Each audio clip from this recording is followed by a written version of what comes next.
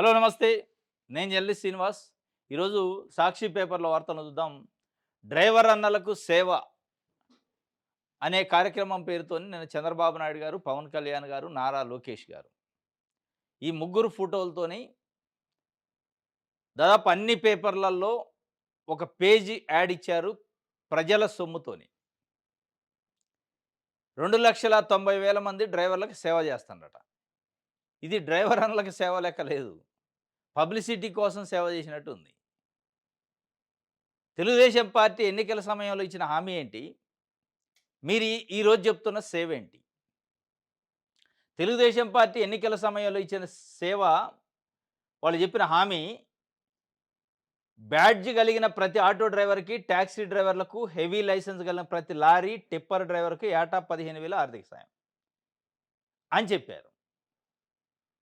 ఈరోజు మరి మొత్తం డ్రైవర్ల సంఖ్య చూస్తే ఒక 13,00,000 పైచిలుకు ఉంది అని నారా లోకేష్ గారే స్వయంగా అప్పట్లో ఎన్నికల ముందు చెప్పారు. మరి ఆ 13,00,000లో 2,90,000 వచ్చినాయి. మిగతా వాళ్ళు ఎటుపోయారు?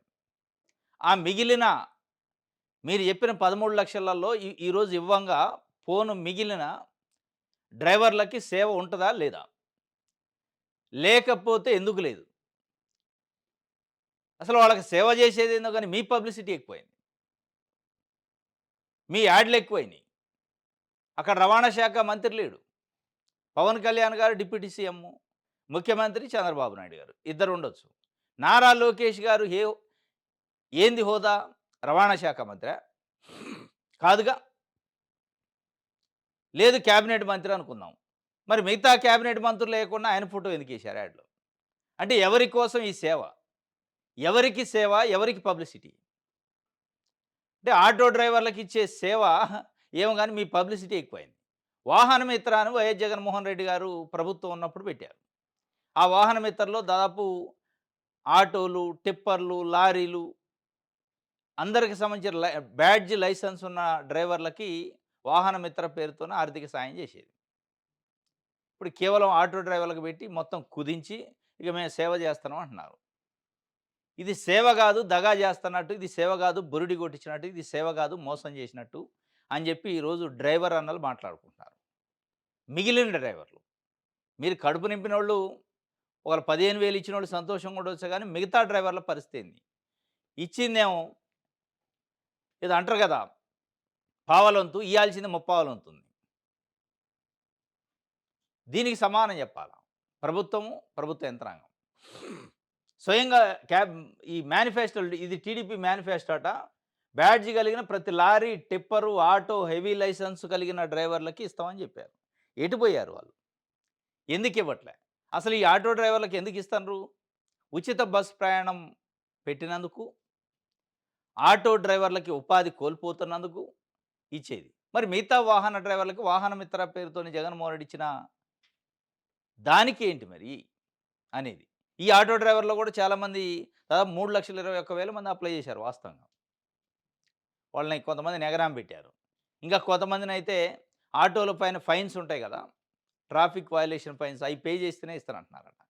నువ్వు ఇచ్చేది పావలొంతు, వాళ్ళ దగ్గర వసూలు చేసేది ముప్పావలొంతు కార్యక్రమం చేస్తే ఆటో డ్రైవర్లకి ఒకళ్ళు ఇచ్చినోళ్ళు సంతృప్తి ఉంటారేమో గానీ, వాళ్ళ పరిస్థితి ఏంటి? మీరిచ్చిన హామీకి బురిడీ కొట్టించినట్టు, మీరిచ్చిన హామీని మోసం చేసినట్టే. అంటే మిగిలిన ఆటో డ్రైవర్ల పరిస్థితి ఏంటి? వాళ్ళకుంటదా సేవ? లేదా? లేదా మిగిలిన డ్రైవర్లు ఆటో కావచ్చు, టిప్పర్ కావచ్చు, లారీ కావచ్చు, హెవీ లైసెన్స్ డ్రైవర్లు కావచ్చు, ఎవరైనా. అది ఈరోజు ఏకంగా 80% మందికి ఎగ్గొట్టారట. ఇక తొలి ఏడాది ఎట్లాగో పూర్తిగా పోయింది. ఇప్పుడిచ్చేదైనా మిగతా మొత్తానికి ఇస్తే మీరు తెలుగుదేశం, జనసేన, బీజేపీ ఉమ్మడి మేనిఫెస్టోలో స్పష్టంగా ఈ పాయింట్ పెట్టారు. హెవీ లైసెన్స్ డ్రైవర్లు, టిప్పర్లు, లారీలు వాళ్ళకి సంబంధించి పెట్టారు. కానీ ఈరోజు ఎగనామి పెట్టే కార్యక్రమం చేశారు. అందుకే ఇది డ్రైవర్లకు సేవ కాదు, దగా. లారీ, టిప్పర్ డ్రైవర్లకు టీడీపీ కూటమి సర్కారు మొండి చేయి. 13,00,000 మంది ఆటో డ్రైవర్లు ఉన్నారన్న మంత్రి లోకేషు.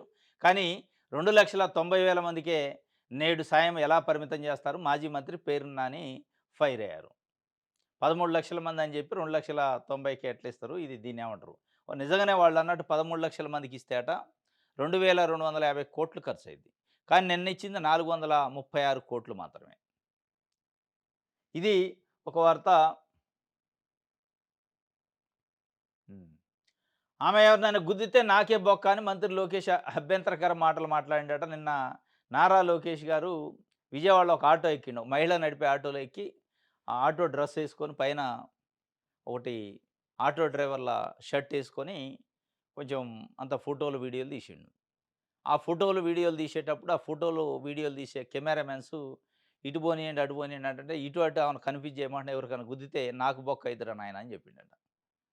ఆ బొక్క బొక్క అయిద్దంటే ఏదైనా గుద్దితే ఆయన ఉండడు కదా అందులో. మరి నష్టపరిహారం ఇంకోటి ఆయన కట్టియాల్సొస్తది. మరి మంత్రా? ఆయన ఫోటోల కోసం, వీడియోల కోసం ఫోజులు ఇయటానికి ఎక్కినాయన. ఏది కావాలని ఎక్కినాయనో, లేతే ఆటోలో ప్రయాణం రోజు చేసేటోడు కాదు కాబట్టి, ఆ బొక్కని అభ్యంతరకరంగా మళ్ళా మహిళా డ్రైవరు.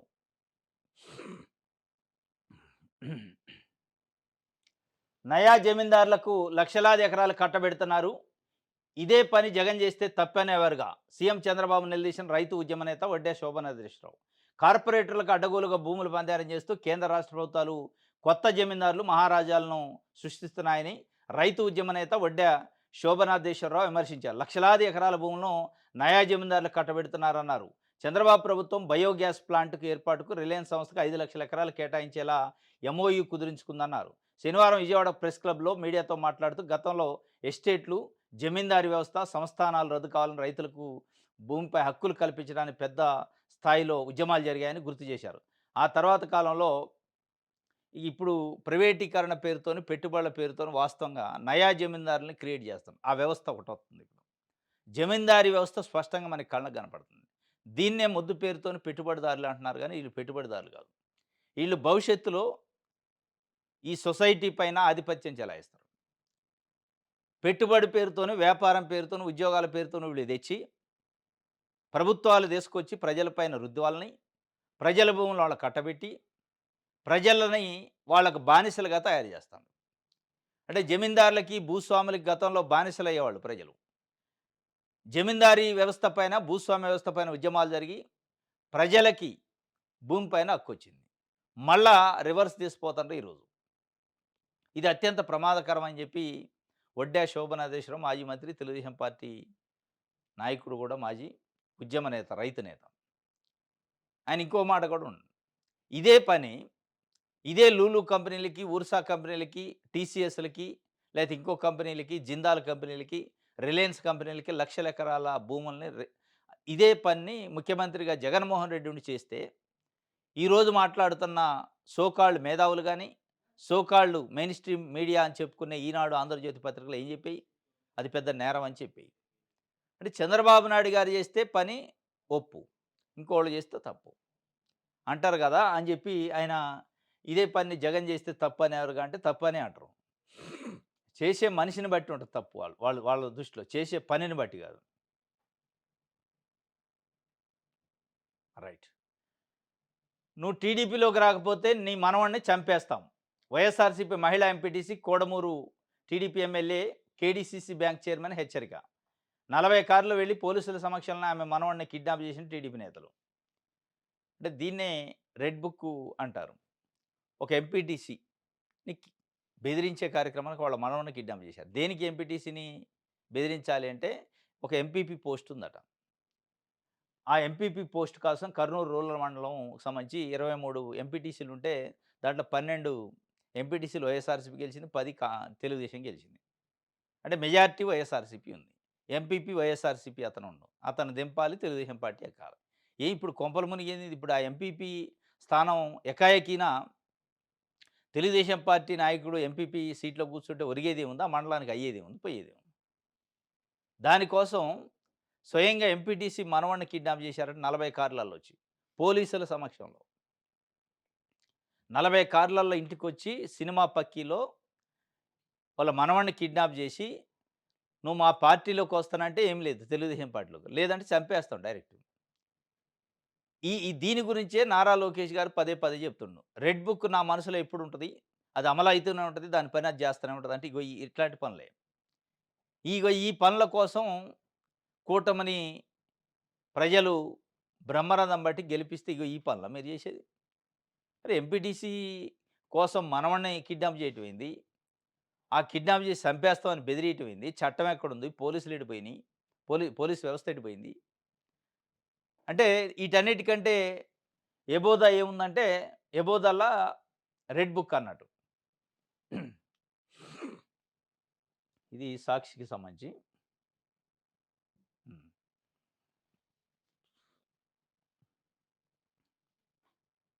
డీఏపీ సబ్సిడీ బకాయిలు ఎప్పుడు చెల్లింపు ఎప్పుడు ఇంకా తేల్చని మోడీ సర్కారు.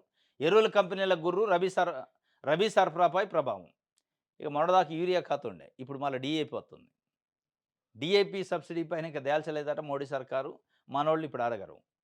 ఆ తేల్చకపోయినా తేల్చినా మళ్ళా రైతులు క్యూ లైన్‌లో నిలబడి గుండెపోటులొచ్చి చనిపోయి లేతే ఆత్మహత్యలు చేసుకున్న దాకా చంద్రబాబు నాయుడు గారికి ఇనపడదది. ఇనపడదు, కనపడదు. యూరియా విషయంలో అదే అయింది.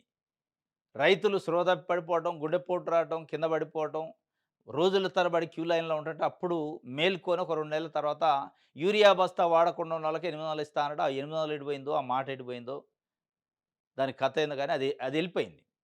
ఇప్పుడు కొత్తగా మళ్ళా డీఏపీ సమస్య కేంద్రం నుంచి సబ్సిడీకి సంబంధించి క్లారిటీ లేదట.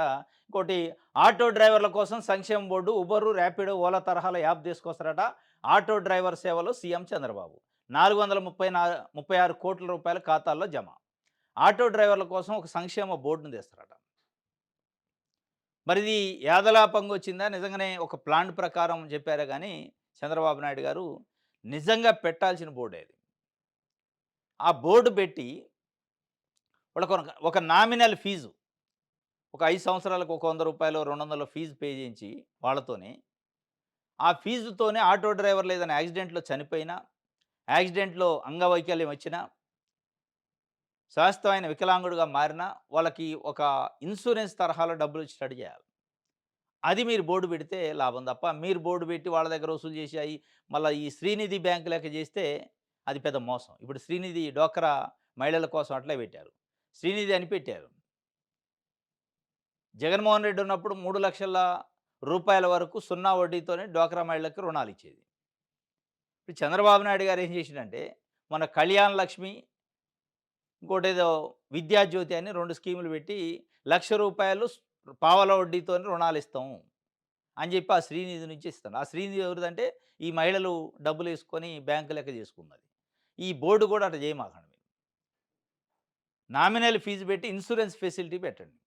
తెలంగాణలో కార్మిక శాఖ అది పెట్టింది. కార్మిక వెల్ఫేర్ బోర్డ్ అని. లేబర్ వెల్ఫేర్ బోర్డ్ అంటారు. ఆ లేబర్ ఎవరైతే టాపీ మేస్త్రులు, చిన్న చిన్న లేబర్ పనులు, అనార్గనైజ్డ్ సెక్టార్‌లో పనిచేసే లేబర్‌కి ఇన్స్యూరెన్స్ ఇస్తారో 6,00,000 వద్ది. అట్లాంటిది పెట్టాల. చనిపోతే ఆ లేబరు, ఆ కార్డ్ ఉన్నోళ్ళు, దాంట్లో మెంబర్‌షిప్ ఉన్నోళ్ళు చనిపోతే, ఆ మెంబర్‌షిప్ హోల్డర్ ఫ్యామిలీకి రూ. 6,00,000 వస్తాయి చనిపోతే. అంగవైకల్యం అయితే రూ. 2,50,000 వస్తాయి. అట్లాంటి స్కీమ్ ఆటో డ్రైవర్‌లకు పెట్టాల. ఆటో డ్రైవరు దురదృష్టవశాత్తు యాక్సిడెంట్‌లో గాని, లేదా ఏదన్నా విషయంలో చనిపోతే కనీసం ఒక 10,00,000 వాళ్ళ కుటుంబ సభ్యులకి ఇచ్చే ఏర్పాటు చేయాలి. అట్లాంటి బోర్డు పెట్టండి. ఈ బోర్డులు పెట్టి వాళ్ళ దగ్గరనే వసూలు చేసి ఉల్టా మోసం చేసే కార్యక్రమం చేయకుండా రైట్. దిశ పేపర్.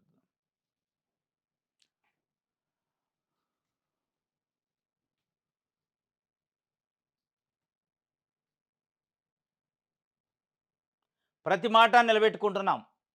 హామీలు అమలు చేస్తూ ప్రజలకు అండగా నిలుస్తున్నాం. గత ప్రభుత్వం గ్రీన్ ట్యాక్స్‌తో నడ్డి విరిచింది. ఆటో డ్రైవర్ల సేవలో ఉప ముఖ్యమంత్రి పవన్ కళ్యాణ్. ప్రతి మాట నిలబెట్టుకుంటున్నారట. ఈ ప్రతి మాట నిలబెట్టుకుంటున్నాం అనే ముందు మీరిచ్చిన మేనిఫెస్టోలో ఆటో కార్మికులకు సంబంధించి ఒక ఒక పాయింట్ ఉంది. అది చూస్తే మీరు ప్రతి మాట నిజంగా నిలబెట్టుకుంటున్నారా? ప్రతి మాట తప్పుతున్నారా అనేది అర్థమైద్ది. దగా చేస్తున్నారా? మోసం చేస్తున్నారా? అనేది అప్పుడు మీకు అర్థమైద్ది. 13,00,000 మంది ఆటో డ్రైవర్లు, మిగతా క్యాబ్ డ్రైవర్లు, టిప్పర్లు, లారీ డ్రైవర్లు, హెవీ లైసెన్స్ ఉన్నోళ్ళు ఉన్నారని లోకేష్ గారు చెప్పిన వాళ్ళందరికీ రూ. 15,000 ఇస్తానని హామీ ఇచ్చారు అందులో.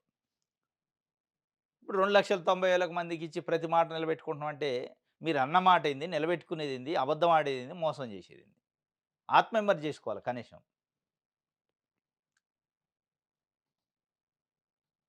రైట్.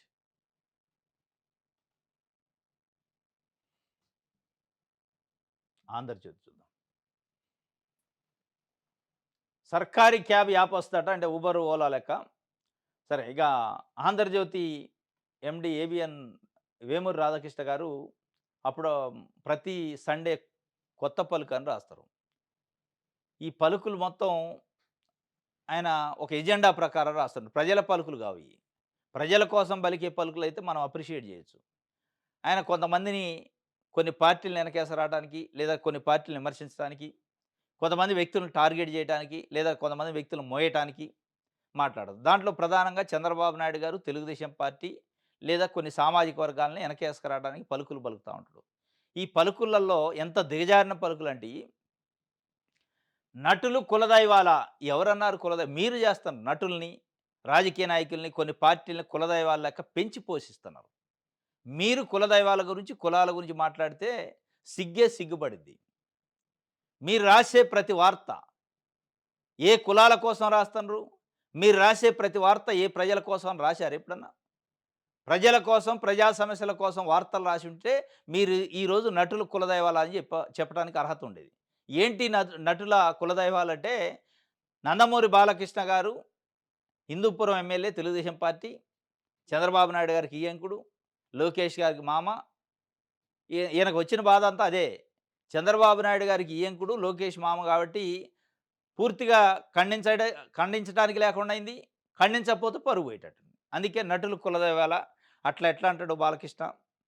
చిరంజీవినట వైఎస్ జగన్మోహన్ రెడ్డి అవమానించిండు అని బాలకృష్ణ అక్కడ ఆన్ హౌజు అసెంబ్లీ సాక్షిగా మాట్లాడిండు. దాంతోనట చంద్రబాబు నాయుడు గారికి ఎక్కడ లేని నష్టం వచ్చిందట. దాని గురించి ఆయన బాధ. చిరంజీవిని విమర్శించినందుకో, చిరంజీవిని అవమానించినందుకు కాదు. చిరంజీవిని అసెంబ్లీ సాక్షిగా వాడు వీడని మాట్లాడిండు. మాజీ ముఖ్యమంత్రిని ఇంకొక అడుగేసి చాలా అసభ్యకరంగా మాట్లాడిండు. ఎందుకంటే మామూలు సామాన్య ప్రజలు కూడా మాట్లాడుకోలేని భాషలో మాట్లాడిండు. ఇదంతా బాధలేదు ఏబిఎన్ రాధాకృష్ణ గారికి. నారా చంద్రబాబు నాయుడు గారికి మా కుల పార్టీకి ఇబ్బందయితుంది. సమస్యలు ఎందుకు క్రియేట్ చేస్తుండో చంద్రబాబు నాయుడు గారికి ఇదట ఆయన బాధ. ఈ కులదైవం అంటే సినిమా నటులకి అంటే చిరంజీవి ఒక కులమని, బాలకృష్ణ ఒక కులమని, చిరంజీవి గారిపైన బాలకృష్ణ విమర్శ చేసినందుకు ఇటు బాలకృష్ణ కులానికి సంబంధించిన వాళ్ళేమో మావాడిది మంచిదే అని, చిరంజీవి కులానికి సంబంధించిన వాళ్ళేమో అట్లా విమర్శిస్తారన్నందుకే కోపం వస్తుంది. ఏం అనొద్దన్నట్టు. చిరంజీవి అభిమానులు కులం కాదది. బాలకృష్ణ అభిమానులు కులం కాదు. అంటే అభిమానులకు కూడా కుల పలుకులు అంటిస్తుండు ఏబిఎన్ రాధాకృష్ణ గారు. అభిమానులు అనాల. మీరు కుల పంచాయతీలు పెట్టేది. అంటే చిరంజీవి పక్షాన మాట్లాడేటోళ్ళు ఆ కులం వాళ్ళే అట. ఈయన లిమిటేషన్ చేస్తుండు చిరంజీవి అభిమానుల్ని. ఇక వేరే వాళ్ళు మాట్లాడరా? ఇక ఆయనకు అభిమానులు ఉండరా? ఇక చిరంజీవిని బాలకృష్ణ గారు విమర్శించిండు కాబట్టి పవన్ కళ్యాణ్ జ్వరంతోనుంటే పరామర్శించడానికి పోయి గంటసేపు మాట్లాడొచ్చిండు. నష్ట నివారణ చర్యలు చేయాల్సి వచ్చింది చంద్రబాబు నాయుడు గారు. మీకోసం ఆ తపనంతా. మీకోసం, మీ కులాల కోసం మీరు వార్తలు రాస్తారు. ఇదంతా ఎపిసోడ్ కంటే ఒక నటుడిని, ఒక మాజీ ముఖ్యమంత్రిని, ఒక సీనియర్ నటుడిని అసభ్యకరంగా మాట్లాడినందుకు ఎక్కడ చిన్న విమర్శ చేయలే మీరు. ఏ కాడికి మీరు ఏమంటున్నారు? చంద్రబాబు నాయుడు గారికి, తెలుగుదేశం పార్టీకి నష్టం కలిగేటట్టు మాట్లాడిండు బాలకృష్ణ అంటున్నారు తప్ప, అసలు ఈ మాట తప్పు, ఆయన సస్పెండ్ చేయాలి, లేకపోతే ఆయన్ని పార్టీ నుంచి సస్పెండ్ చేయాలని మాట రావట్లే. ఇక ఆయన రాసిండు.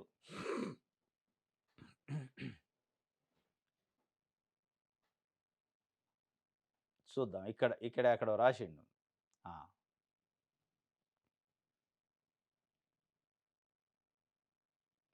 రాజకీయాల్లో కక్ష సాధింపులు ఉండకూడదని అప్పట్లో అనుకునేవారు.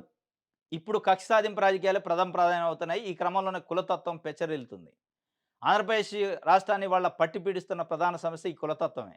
ఇది ఎంత దూరం వెళుతుందంటే తప్పు చేసిన వాళ్ళు తమ కులపోళ్ళు అయితే చాలు. వారికి అండగా ఆయా కులాలు నిలబడుతున్నాయి. అలాంటప్పుడు చట్టాలెందుకు? చట్టం దృష్టిలో ఏ కులం వారికి కూడా మినహాయింపు ఉండకూడదు కదా! ఉండాలి అనుకోవడమే వింత ధోరణి. మీరిప్పుడు కులాల కోసం పనిచేసి ప్రత్యక్షంగా ఈనాడు, ఆంధ్రజ్యోతి. కొన్ని కులాల కోసం, కొన్ని పార్టీల కోసమే మీరు పనిచేస్తున్నారు. ప్రజల కోసం పనిచేయట్లా. మీకు కులాల గురించి మాట్లాడే అర్హత అస్సలు లేదు. లేదంటే లేదు. ఆయనకి ఎక్కడో ఇచ్చిండు. హ్మ్. తాజా ఎపిసోడ్ చూస్తే ముఖ్యమంత్రి చంద్రబాబు పట్ల జాలి కలక్కమాందట. ఇప్పుడు అది బాధ. ఈయన బాధ అంతా ఏందంటే ముఖ్యమంత్రి చంద్రబాబు నాయుడు గారి పైన జాలి కలిగిందట. అంటే చిరంజీవిని, మాజీ ముఖ్యమంత్రి జగన్మోహన్ రెడ్డిని ఆన్ హౌస్ అసెంబ్లీ సాక్షిగా ఏకవచనంతోని బూతులు బండబూతులు తిట్టిన అంటే అవమానించిన బాలకృష్ణ పైన జాలి కలగట్లే. బాలకృష్ణ తిట్టిన వాళ్ళపైన జాలి కలగట్లే ఆయనకి. చంద్రబాబు నాయుడు గారికి పైన జాలి కలిగిద్దట. చంద్రబాబు నాయుడు గారు ఇయ్యంకుడని తిడతాడు అసెంబ్లీ సాక్షిగా. జాలి అని చంద్రబాబు నాయుడు గారి పైన మనం చూపాలట. జాలి కలుగుతుందట. అన్ని విధాల అధోగతి పాలైన రాష్ట్రాన్ని నిలబెట్టేందుకు అవసరానికి మించి కేంద్రం వద్ద వినయ విధేయతలు ప్రదర్శిస్తూ రాష్ట్రానికి మేలు చేసే ప్రయత్నం చేస్తున్న చంద్రబాబుకు బాలకృష్ణ వంటి వారు అనవసర వివాదాలను తలక చుడుతున్నారు. సొంత పార్టీ నాయకులతో పాటు కూటమి చెందిన వారి వల్ల ఉత్పన్నమవుతున్న సమస్యలను చల్లార్చేందుకు ఆయన ఫైర్ ఫైటర్ పాత్ర పోషించవలసి వస్తుంది. ఇది నీ బాధ అంతా ఏందంటే చంద్రబాబు నాయుడు గారు కష్టాల్లోకి పోతుండు. చంద్రబాబు నాయుడు గారికి ఎక్కడ పవన్ కళ్యాణ్, చిరంజీవి అభిమానులు దూరం అవుతారు. మీ బాధ అది. కులం లేదు, మన్ను లేదు, ఇది ఏం లేదు. ఇప్పుడు మీ కులం కోసం నువ్వు వార్తలు రాస్తావు. మీ కులం కోసం నీ పలుకులుంటాయి. దీన్ని అభిమానులకు చుడతావు. చిరంజీవి గారిని వాడు వీడు అని బాలకృష్ణ గారు సంబోధించినప్పుడు చిరంజీవి గారి అభిమానులు స్పందించారు. దాంట్లో కులం స్పందించలే. చిరంజీవి గారు కులం అని లిమిటేషన్ చేస్తారు మీరు. కులం స్పందించలే. బాలకృష్ణ గారు గాని, చిరంజీవి గాని, ఇంకో నటుడు గాని ఆ కులపోళ్ళే ఉండరు అభిమానులు. ఆ కులపోళ్ళే ఉంటే కులాభిమానం అంటారు దాన్ని. నటుల అభిమానం అనరు. సినిమా అభిమానం అనరు. ఈయన దానికి కులం బూసి, ఇక చంద్రబాబు నాయుడు గారు గాని జాలి జూపక తప్పదట మనం. మనం అందరం జాలి జూపాలట.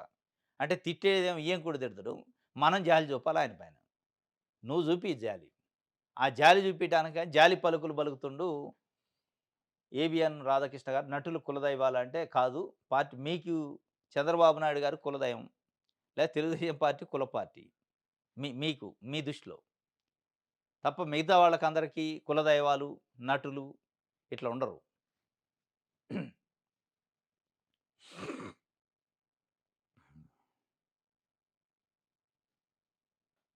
రైట్. ఆంధ్రప్రభ.